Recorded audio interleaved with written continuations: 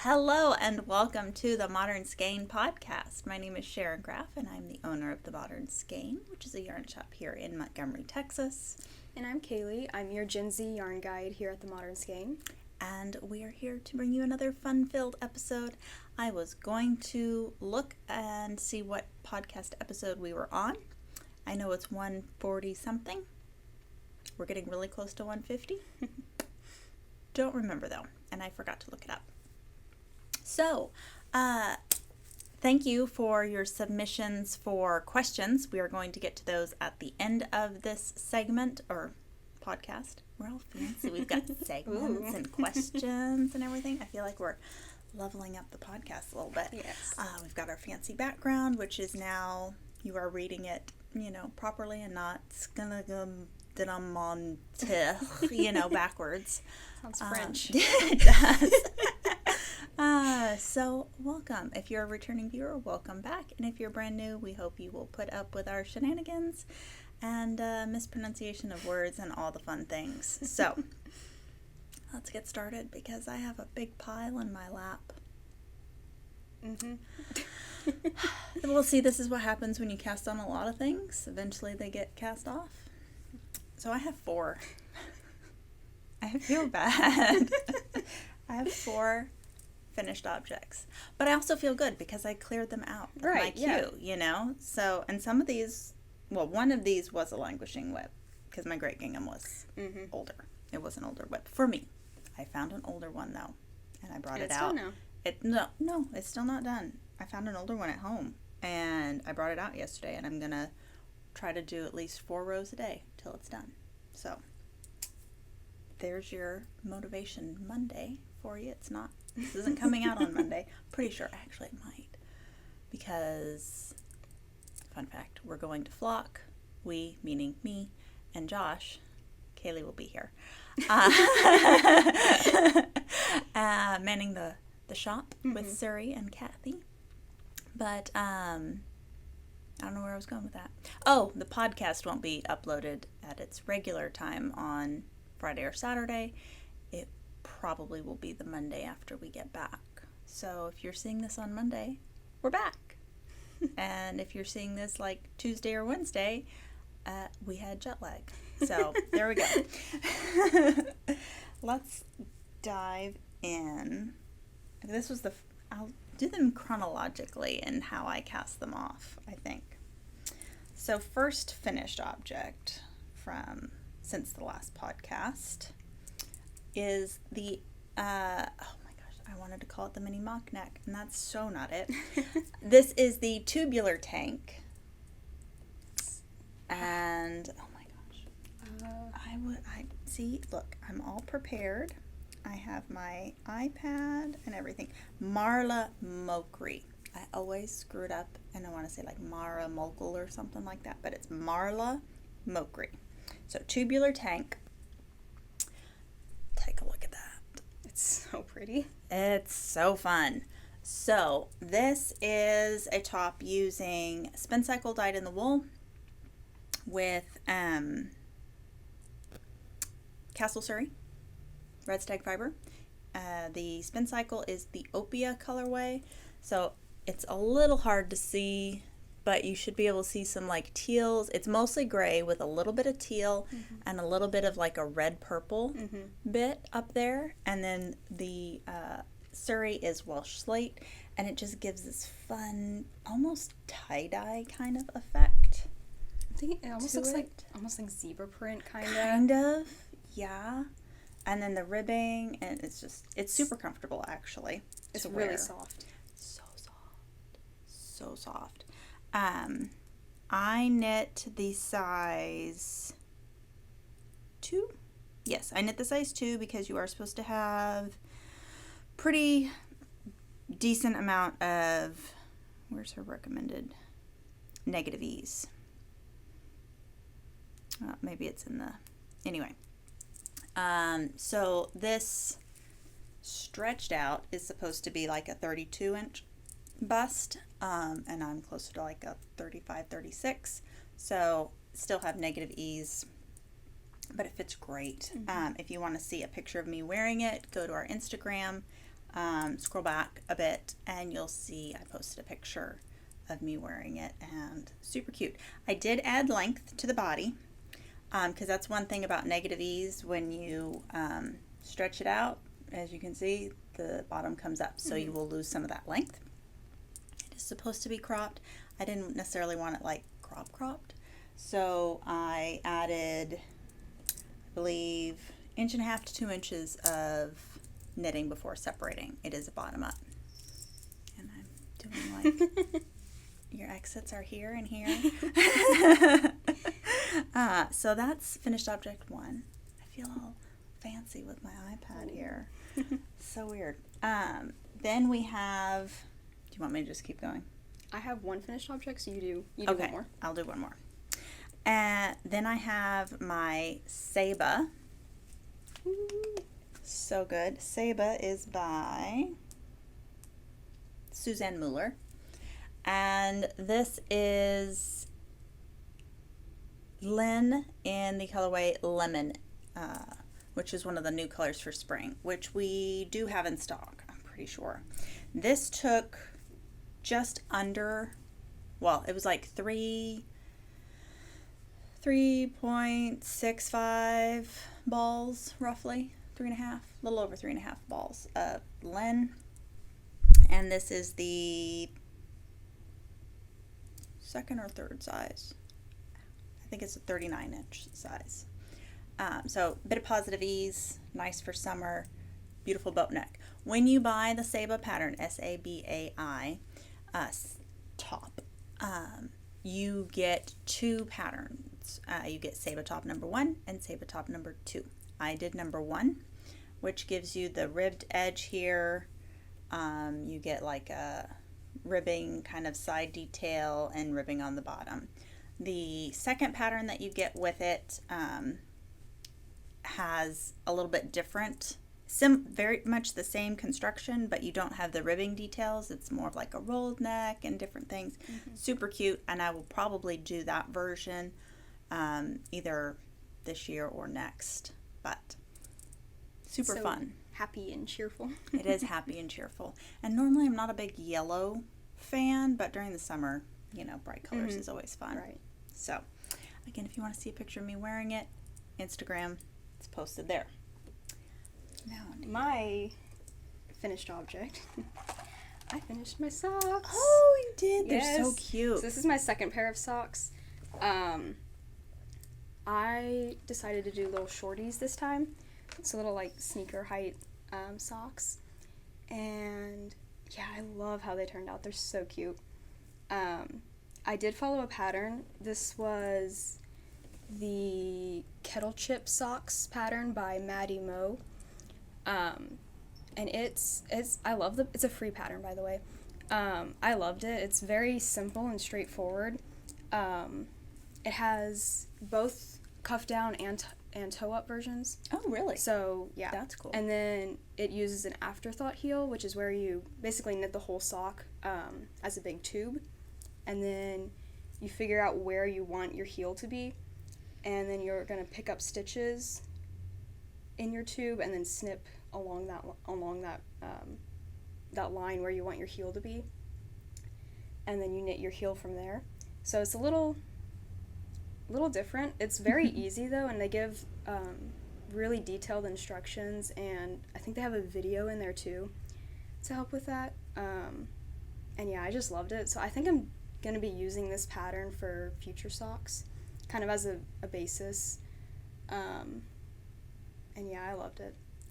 The cool thing about an afterthought heel is like you were using up yarn that you had. Right. And you weren't exactly sure how much yarn you had. So with doing an afterthought, you can basically knit the entire tube of whatever yarn you have. Right. And then go back and figure out where you're going to put your heel, so you're not having to like second guess, do I have to start it here to have enough yarn to finish, you know, yada yada yada. Because with my first pair of socks I did, they ended up being a little bit big because I wasn't sure where to start the heel or anything. This one is easy to just try on, or if you have another pair of socks that you like the fit of, you can measure you know, where the heel starts on those, and then measure from on your new socks where it should start there too. So yeah, I liked it a lot. I personally haven't done an afterthought heel, and you guys know that's because I don't knit socks. I mean, I can knit socks, and I have knit socks. They're just not my favorite thing to knit. No. But I do know a lot of people in the shop will do an afterthought heel, and I know from other people that the, I'll say, complaint from an afterthought heel is some people feel it doesn't fit their foot. I know there are some YouTube tutorials out there on doing some modifications to an afterthought heel, like on how many stitches you pick up, how fast or not you do the decreases to really modify the afterthought heel to make it fit. So if maybe you've done it before and you're like, oh, it doesn't fit, look at those options to see about making a better fit. Because, I mean, everyone's foot's different. Right. So you just have to, modify it a little bit to fit however your foot is shaped. Yeah, if you've got a skinny foot, if you've got a wide foot, if you've got a big, instep, or, all the different foot terms, sock terms. But yeah, there's lots. Yep. There's also, I think we still have some, there's Ready Set Socks here in the shop. That's a great book. It's a great book. So, and it gives you patterns, but also lots of step-by-step tutorials on knitting your first sock and multiples. That's a really popular book, and it is out of print, so unfortunately. But Summer Lee's new book, I think, is going to be a good replacement for that. I think we may also be sold out of that, though. So we do. Speaking of, if there's something on the website that is sold out, I figured out that when we upgraded our new website, the notify me when this is restocked magically disappeared. Oh, no. Yes. So, sorry about that.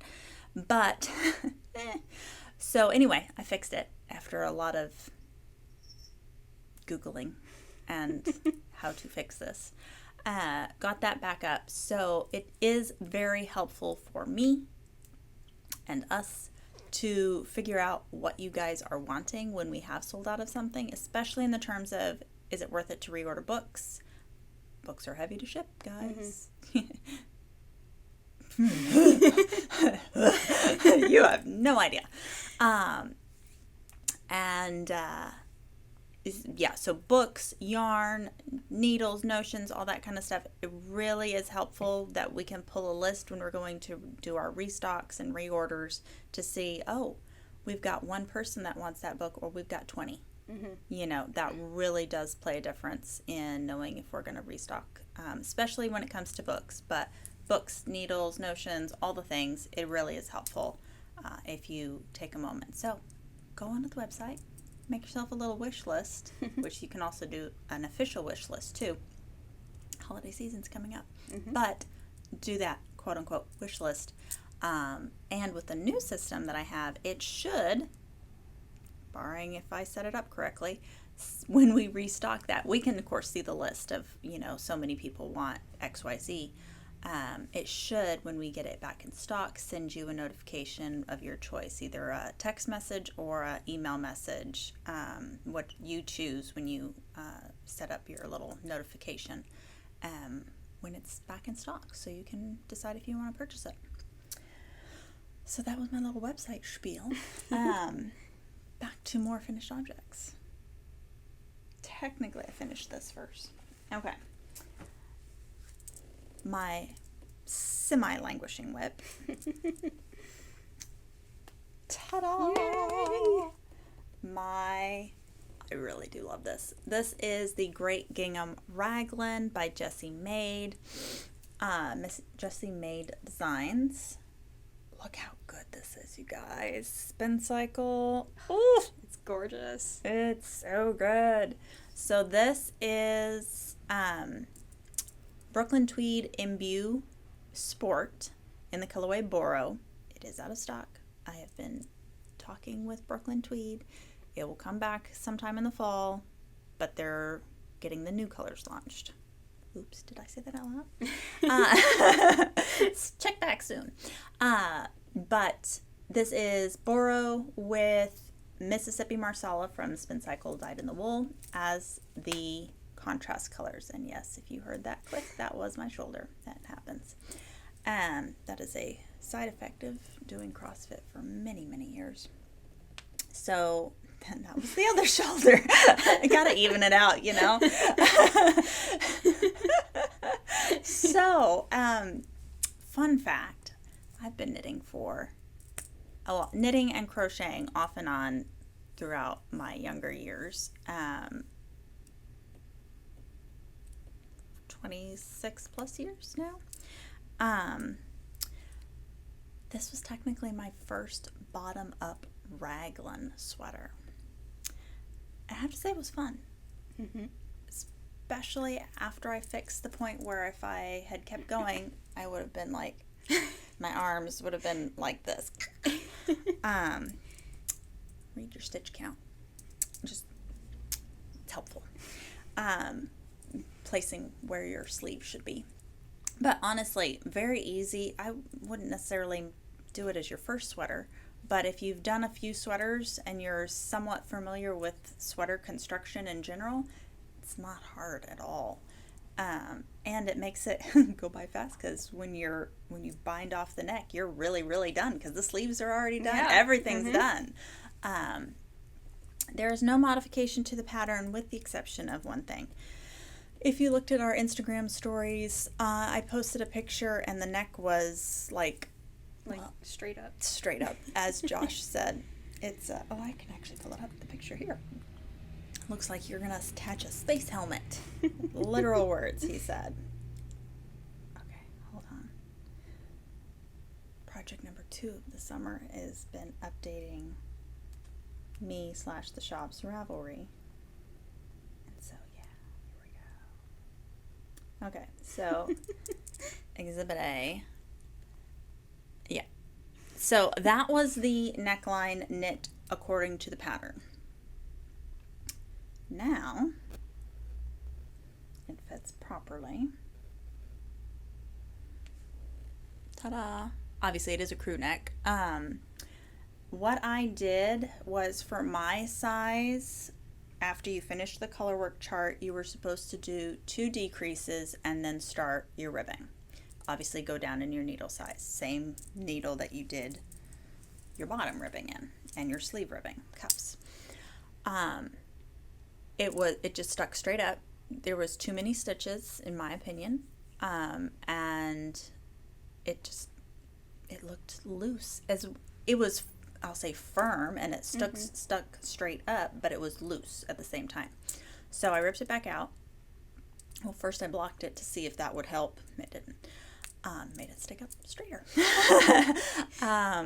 So I ripped it out, and I went down another needle size and did more decreases. So I ended up doing a total of 18 decreases, just kind of equally spaced around. And I ended up going down, so on the bottom ribbing here, I used a US 3, which is a 3.25 millimeter. The body was a 5 millimeter, US 5, which is a 4 millimeter needle, if I did the math correctly. Don't quote me on that. I do know what the 3 is.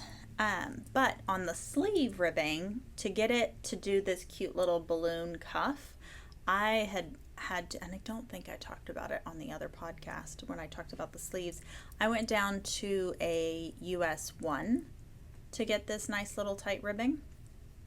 Again, you got to understand, I knit a little bit loose, so it's not like everyone has to go down to a 1. Some people might go up. But to get the look and feel that I wanted, I went down to a 1. So that's what I ended up doing for the neck as well. is adding in those 18 decreases and then doing the ribbing on a US 1. My worry then was that the bind off would be too tight and it wouldn't go over my head because it is a crew neck. I did a loose bind off, and honestly it was horrible. It ended up looking almost, because it's twisted rib, it almost made it look like there were yarn overs in between every stitch. It was very awful. So I took that out, and I did the good old-fashioned, what every beginner does to bind off in the beginning, which is just knit your stitch and pass it over. I just made sure that I did it loosely. So kind of knit the stitch, tug it up just a little bit, and then pass it over. Tug it up, pass it over. Tug it up, pass it over. So there's just a little bit more room in there. And kind of as I went, making sure it would still stretch. And it fits fine. I mean, it's a crew neck. It's slim fitting, like a crew neck t-shirt. You know, if I have makeup on, and since this is dark, I'll want to put, you know, like a tissue or something over my face to put it on. But it fits perfectly, and it's not tight. So that's a technical term. So all of that being said, I have updated my Ravelry with the notes on how to adjust the pattern to get it to lay the way that I did, and it's fabulous. In terms, I know I already got this question once, how did I make the Spincycle work so perfectly? I didn't. I let Spincycle do its Spincycle goodness. That being said, I had 3 balls of Mississippi Marsala. Obviously one started the bottom, and then I started each of the sleeves with one. It just so happened that this side obviously ended with a lot of orange, and then this side kind of was brown about to go into orange, and so I could basically just continue what was left of the body. And then I just, as that one ran out, it kind of ran out into, I'm trying to remember where, I think then we changed maybe somewhere around in here, and then where this one ended, like the reverse of it, the other end was this blue bit, and so I just kind of rewound the ball and picked that up as I needed it. So tiny bit of management, just so I didn't have like blue with no, like straight into a different color. But 90% of it is just letting Spincycle be Spincycle. So that is the Great Gingham Raglan. I knit size 2.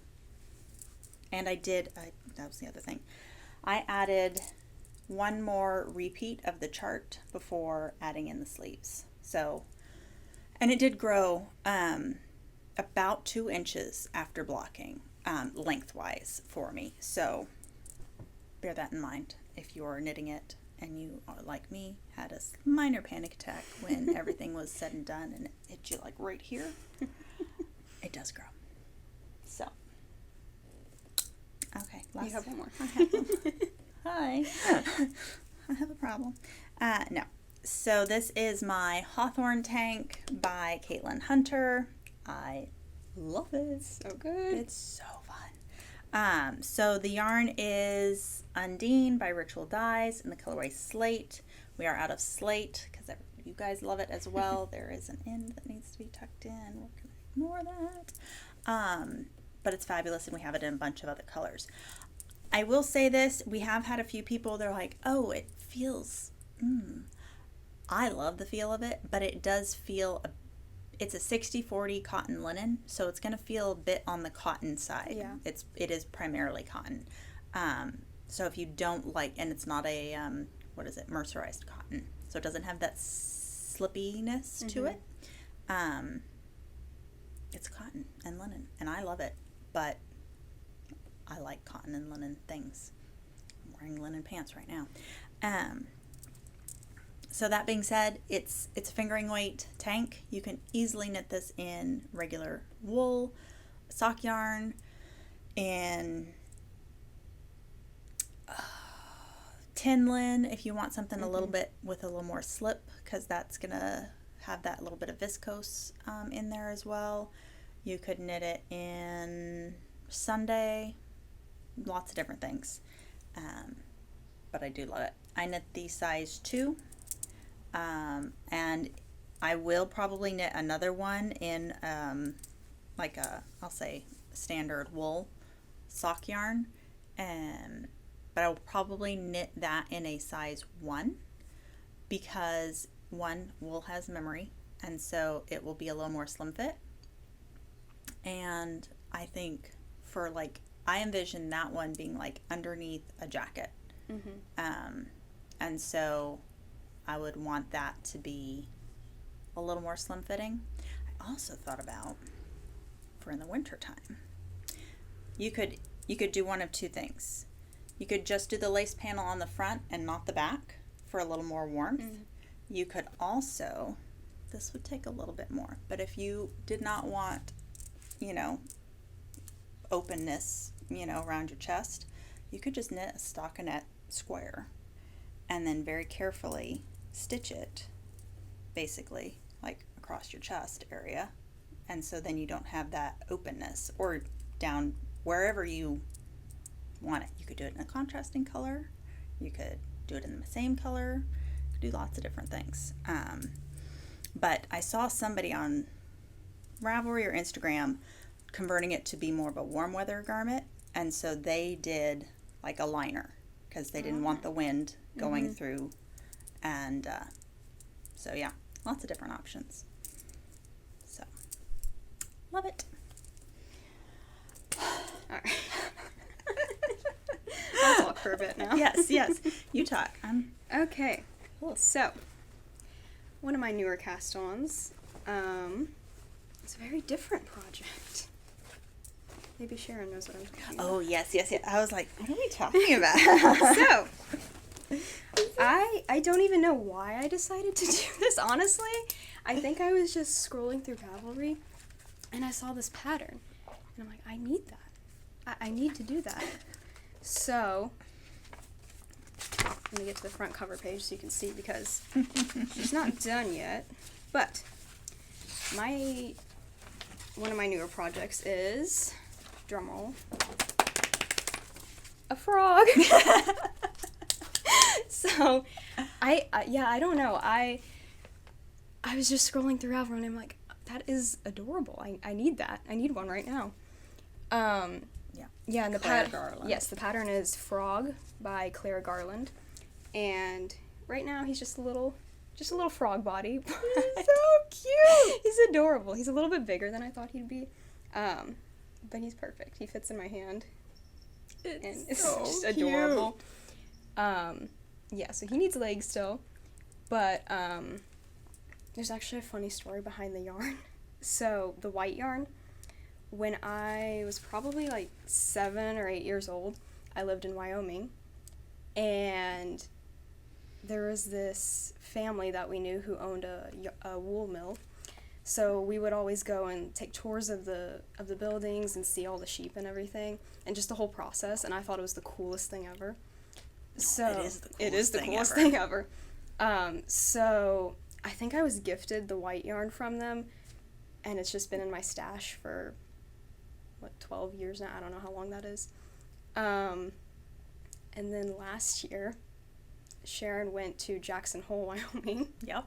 And came back with a skein of green yarn that she gave to me. And she's like, oh, yeah, it's from this company. It's called Mountain Meadow Wool. I'm like, oh, yeah, I grew up with them. And so, yes, Mountain Meadow Wool, if you don't know, is actually one of only 2 wool mills still in Wyoming. And they're one of the big players. They provide yarn for Spincycle. Yes. Fun fact. Or wool to Spincycle. And I believe they do they do the production of Wilder for Spincycle. Right. And I believe they also do, in some form or fashion, they do something for Brooklyn Tweed.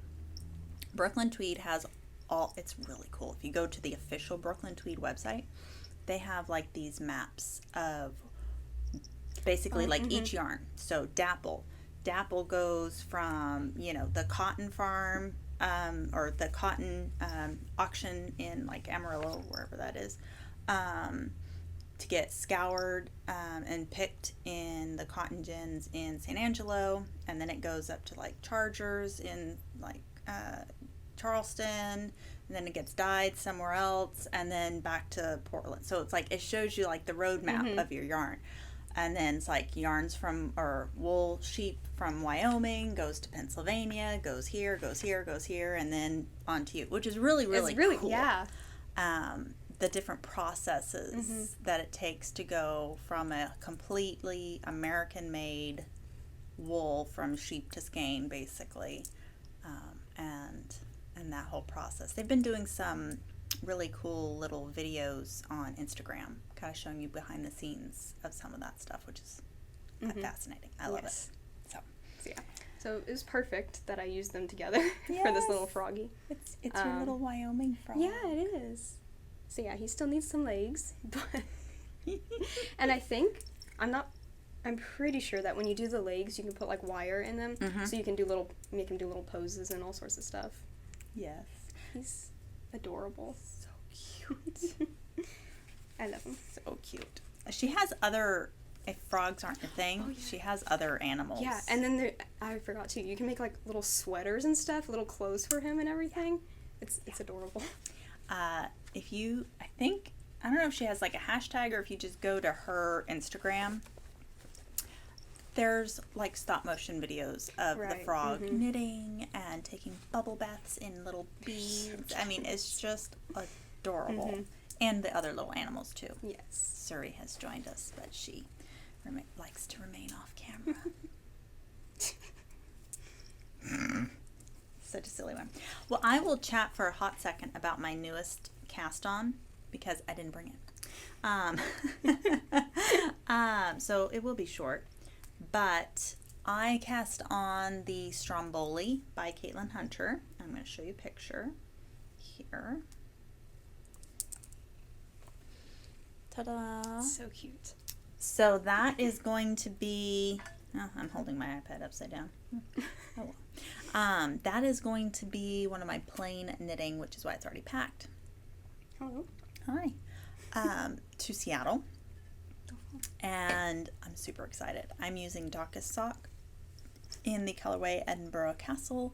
So it's a deep chocolate color. So good. So good. And the yarn she used originally was like a cotton yak. And so this is kind of be a very similar drape, the Daucus sock, which is a merino yak nylon blend. And Suri is, well, you can see. Whacking me in the face with her tail. You can see the tail.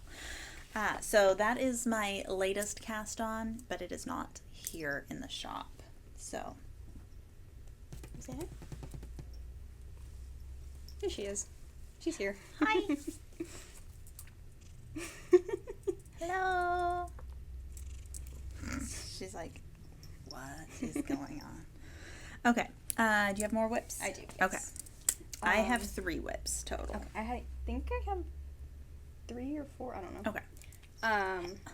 That's rude. Sorry. You never go after yarn. What are you doing?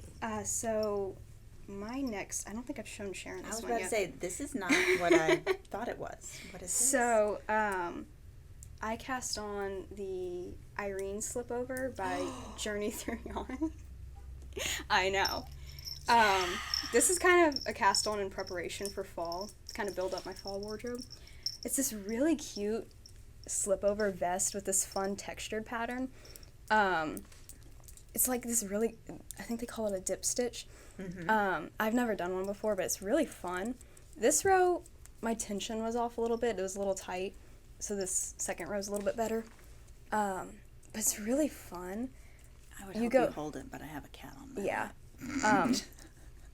Yeah, you basically knit a couple rows of stockinette, and then you go down into the fabric and pick up stitches and kind of make a stretched out stitch, I guess, and then you yeah, it's like, I mean, on the dark yarn it's kind of hard to see a little bit, yeah, but Stephen West has used the dip stitch and in some of the brighter colors, you can really see it on his like Ravelry page. I was gonna go, but now my iPad's not working. But yeah, it's really fun. That is super cute. It's just, I don't know, I just love textures lately, and it's just so fun. And yeah, I love this yarn too, so I had to do something else in this yarn. It's Scout by Kelbourne Woolens in Charcoal Heather, which is the same yarn that I did my Moby sweater for my dad in, which is still not finished. Don't ask. Don't ask. Don't worry, it'll get done. But yeah, I'm loving it so far, and I just cast this on last night. Oh, wow. So it's really fast too. So I love it. Really nice. Very fun. Suri, can I show my next whip? So now you must pet me. No. Okay, so I am still chugging along on my test knit for Les Garçons, but I have made some progress. So, get it all situated here. Ooh. So we're getting close to the end. This is a test knit. I believe the pattern is going to be called Echoes. And I have this triangle left to do, which I just started, and then a half triangle of the red, and then it's done, I believe. Then I have a pickup I-cord border. But Sorry. Would you stop chewing that? Sorry. What? You never go after yarn until today. Hey. No. Weirdo. I suppose when it's dangling right in front of your face, you know. So that is the Echoes test knit for Les Garçons. It's a fingering weight held double. 5 colors. I have modified it to be 6 colors because otherwise if you do 5 colors you need 1 colorway with 2 skeins. If you do it in 6 colors, then you just need 1 skein of each of 6 colors. Pattern is coming out at the end of August, 1st of September, roughly. So bear that in mind. We have some beautiful fades that'll be, we have some right now with ritual dyes that are perfect. But we will have some more in with the different trunk shows that we're having. Yes, for Yarn Trail, all the fun things. So, that's all I have to say about that pattern and this flicking tail. What else have you got? Let's see. Okay, yeah, I'll talk about this one next. Yes. This is my Yarn Trail sweater. Whoa, sorry. This is my Good Willow by Allison Cribbs, and I finished the first sleeve. Yay! So I steamed it out yesterday so it would lay nicer and you could see the pattern and everything. And it looks so good. It's so pretty. Yeah. I did modify the sleeves because the pattern calls for kind of a tighter fitting sleeve, and I can't stand tight fitting long sleeves. So what I did, I think I knit for 5 inches without doing any decreases, and then I did decreases every 8 rows until about this close to the cuff, and then I decreased every 4 rows to give it a tighter fit towards the wrist. And I really love how it fits. It's very nice. It's beautiful. Yeah, I love it. And then I'm working on my second sleeve now, and it'll be done for Yarn Trail.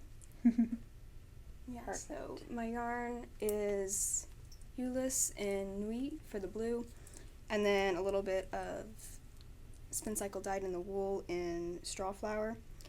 And it only uses, I think the pattern says like 15 yards of the Spincycle, so it's perfect if you have a tiny bit of Spincycle left over and you want to use it in something. Mm-hmm. This is great for that. Oh, yeah. All right. Another whip. Oh, it looks so good. So I haven't steamed it all the way out yet, but this is my framed by Andrea Mowry. It is really good. I just joined in my second ball of Spincycle, so I am doing a little bit of modification to it. So technically you are supposed to start your sleeve here, but as you can see, that's very short. And I envision this more as like a sweatshirt, and I'm not such a big fan of like a cropped sweatshirt. I mean, I don't want this like covering my bum or anything, but I want it normal length. Yeah. So I'm adding one additional repeat of the pattern, and then I will separate for sleeves. Now the other thought I had last night, which I will continue because I think it's a fabulous thought, is I want my front and back to match. So I will be sticking the sweater with the armholes. So when I quote unquote separate for sleeves, I will not actually be separating.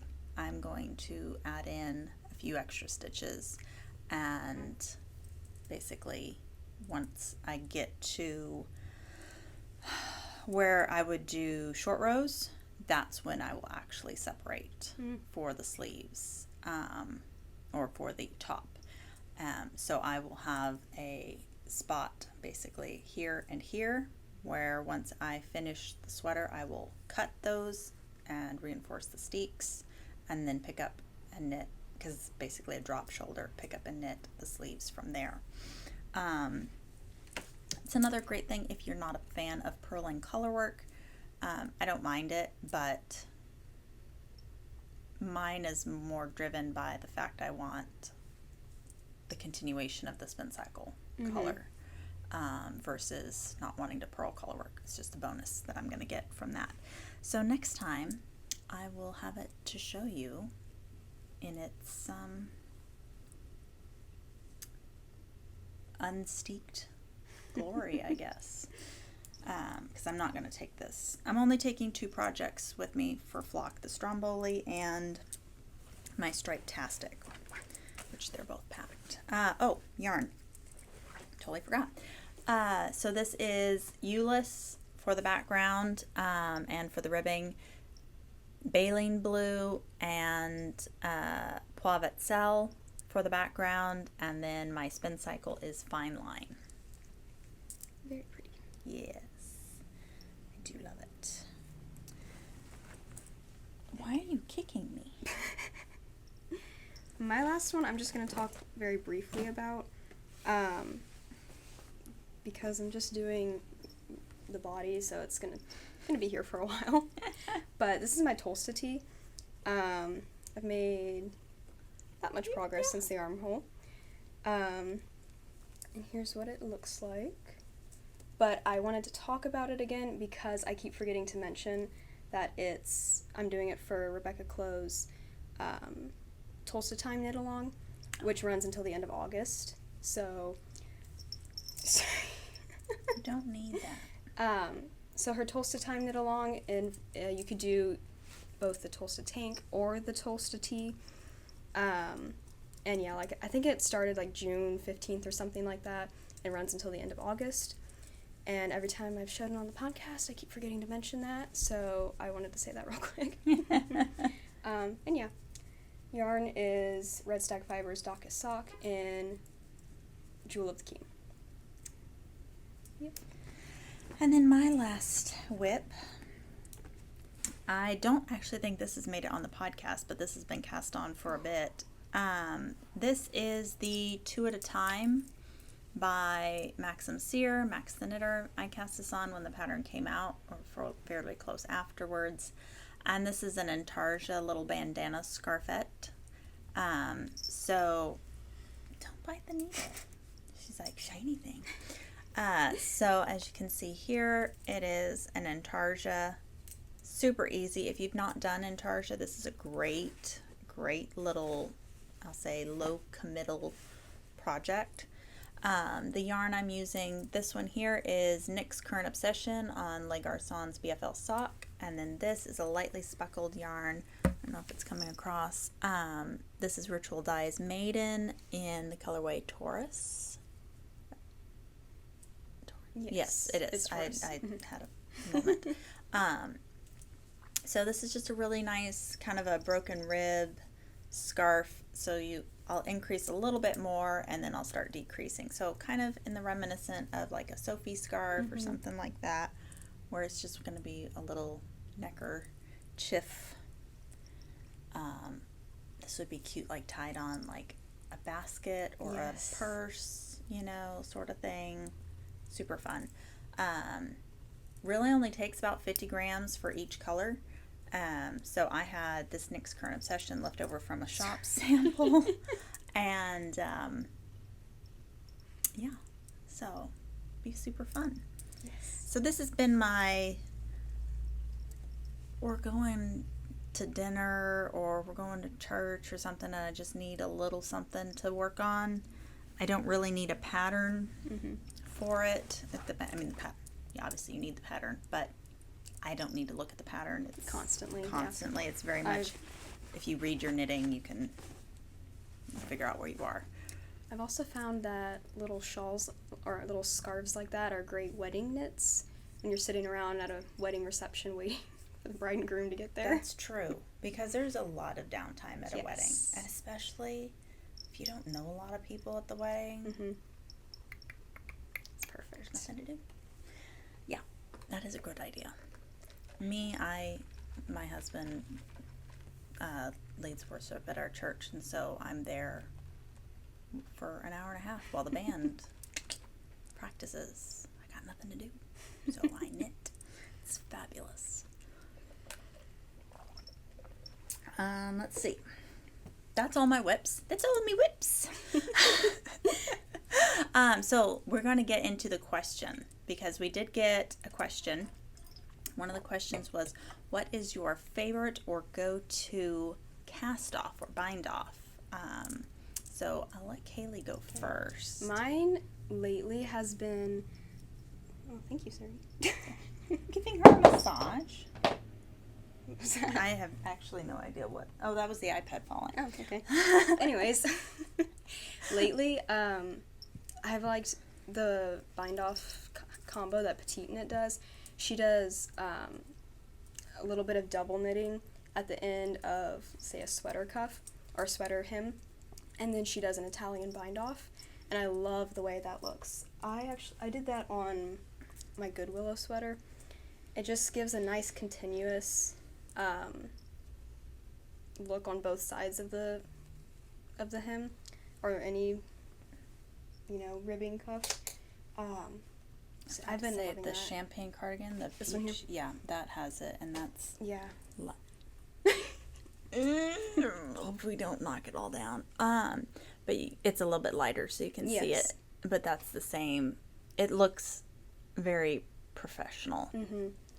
And I like it. It makes just that edge a little bit thicker and kind of... It just gives it makes it a little cozier, so I love doing it on sweaters. And that's been my favorite one lately. I would say that, especially for 1x1 ribbing, that is my absolute go-to for a bind-off.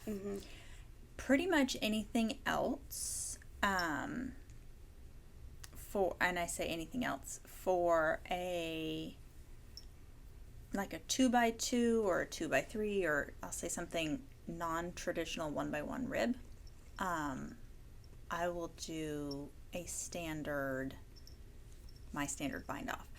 I technically don't remember if it's a surprisingly stretchy or somewhere's fancy smanchy bind-off, whatnot. It's just what works for me, and it's basically knit one stitch, knit the second stitch, then put the left needle through the back, or actually through the front, so it's your working needle would be quote-unquote through the back, and knit those two stitches together. I'm not entirely sure if that has a name. Maybe it's Sharon's surprisingly stretchy bind-off. I don't know. I have mohair or cat hair on my lip. That's kind of my, when in doubt, do that. I'll say an Italian bind-off or tubular bind-off. Pretty much the same. Also, sewn bind-off is also pretty much the same. For 1x1 rib. Now, for garter stitch, there is, and I always have to look it up, but there is a sewn bind off specifically for garter stitch that makes it look like garter stitch. And that is fabulous. And I did that on the Portage cardigan because it's like a garter edge. Yeah. And that's fabulous. I won't say that's my go-to because I don't have a lot of knits that end with a garter border. But if I were, that would be what I picked. I would say the only other bind off, probably honestly the most used bind off would be a sewn bind off. It's a good amount of stretch. It's a good look for 1x1 rib. And it's really simple. It's so easy. I know a lot of people are super intimidated because it's like first time you ever do it, you have to have 3 times your amount of circumference to the yarn and da-da-da-da. You know what? If you run out of yarn, it's not the end of the world. Yeah. You can tie in another piece. I've done it many times. Or just do a little extra than you think you'll need. Yeah. And I know in the beginning when I needed a tutorial every time I did it, I used either the Petite Knit one. She has a video tutorial. It is all in Danish, FYI. But YouTube is fabulous and they offer English subtitles.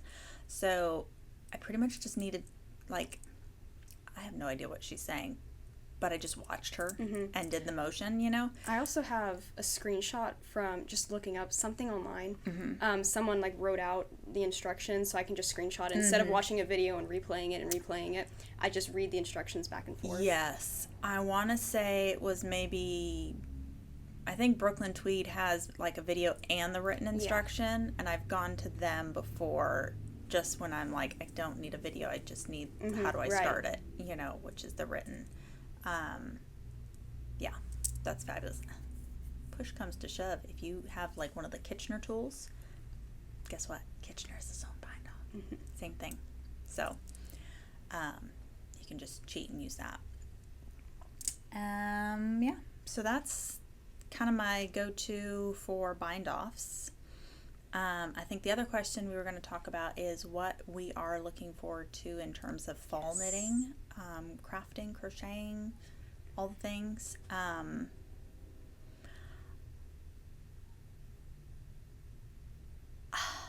See, I had an idea. Why don't you start again because I need to look at my iPad. Yeah, so I, not surprisingly, want to do a lot more sweaters. I just love knitting sweaters. And especially lots of textured sweaters. I've been seeing a lot of really fun textures and cables lately. One pattern in particular that I really want to do is the Brady Loop sweater by Other Loops. It's got like, I don't know what you call it, but it's basically really wide rib, like a wide stockinette section, and then a little bit of purl all across it, and then like a cable down the sleeve. It's really, really pretty. And then I also want to do the porcelain sweater. Porcelain sweater. That name sounds familiar, but I can't think of it. It's the white one with the blue color work sections. Oh, yeah. By Yunko. No. Nope, the other one. Yeah. Yep, I know what one you're talking about. It's a pretty popular pattern. It's really pretty though. And I think I actually have the pattern. I just have never gotten around to getting yarn for it and everything. But it's been in my queue for a really long time. And then what else? I think I want to do more socks. I never thought I would be a sock knitter, but I actually really like doing them. They're fun, they're quick and easy. So lots of sweaters, lots of texture, and more socks. Yeah, I would say for me, always sweaters, because you guys know I'm a garment junkie. The Weekender Crew is going to be on my list. I've wanted to knit it for a bit. I also have this obsession with knitting a V-neck button-down cardigan that can be worn as either a cardigan or as like a shirt on its own. And I finally found a pattern. This is blurry, but it's the Cardi Jumper. Yes. And so at some point in time, I will be casting that on as well. I was actually looking through my Ravelry. There's so many patterns that's that I've so pretty. saved. I like that The one. Elise, that I've like bought these patterns, but bless you, not cast them on. I still want to knit the Rhoda, which is more summery, I know, but Oh, yeah. I mean, it's hot here a lot of the time. You can wear it for a while. I've also wanted to do the Slanting Slip-On by Anna Vinsel for years. That, I think I've cast on a couple times, and it's never been the right yarn. The yarn just hasn't spoken to me. So I want to do that. I also want to knit another capital V. It's more of a layering piece, like a V-neck vest. I knit it a while back, but I knit too large of a size. So I'm going to knit another one. And then, well, this one is one I want to knit, but I know I don't have the yarn that I want it in. It's hard to see this one, but the Nell, and it has, it's very plain, but it has those armbands on it. There's so many things that I want to knit. I want to knit a morning rituals. I want to knit the rug. I've always wanted to knit the rug. Yes. And I had a thought the other day because I was sitting in my craft room. Is it time to open? I think so. Okay. We'll eventually, I'll wrap this up. Anyway, sitting in my craft room, and I have a sweater's quantity of Folk Luft, which is a bulky weight. The rug is done in like a more of a bulky weight yarn. And it is the most beautiful creamy coffee color. Oh. I mean, yeah. Oh, gosh. It's beautiful. And I was like, oh, that would make a really soft, lovely rug. Yes. But what would I use as my color work? Ooh.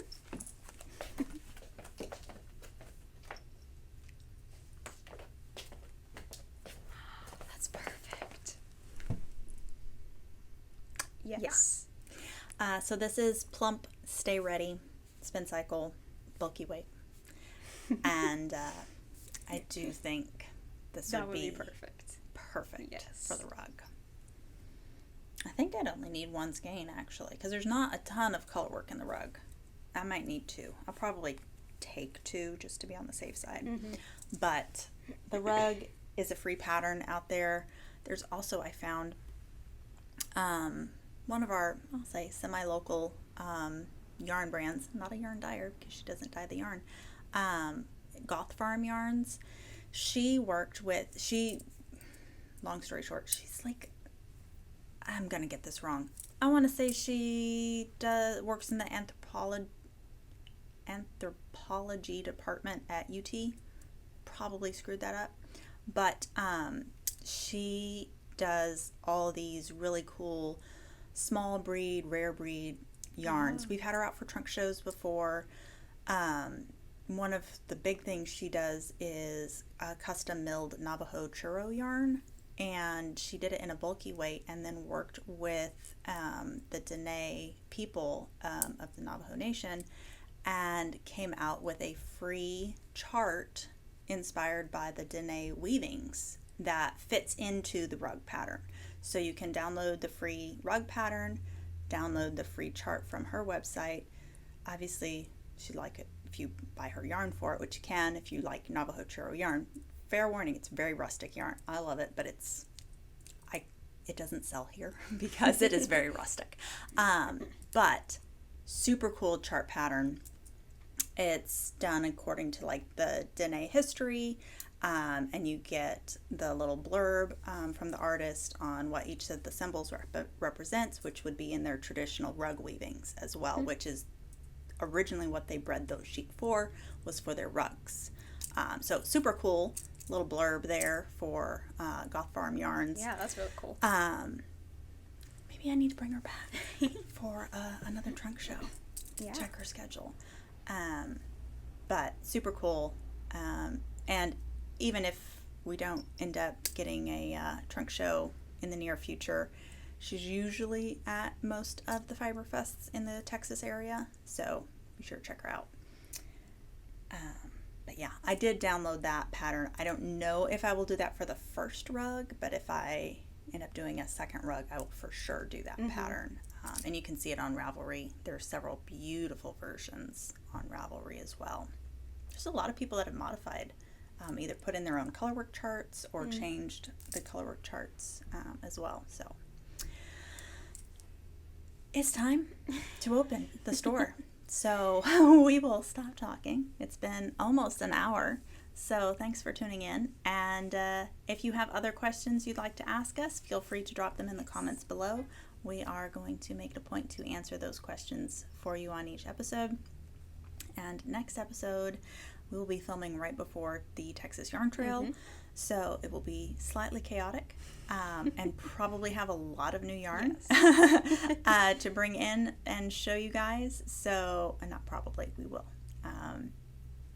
Like I said, Brooklyn Tweed's launching 3 new colors in Imbue Sport. Yay. And they're on our way. So, thanks for watching, and we will see you next time. I don't know what else to say. So, bye. Bye.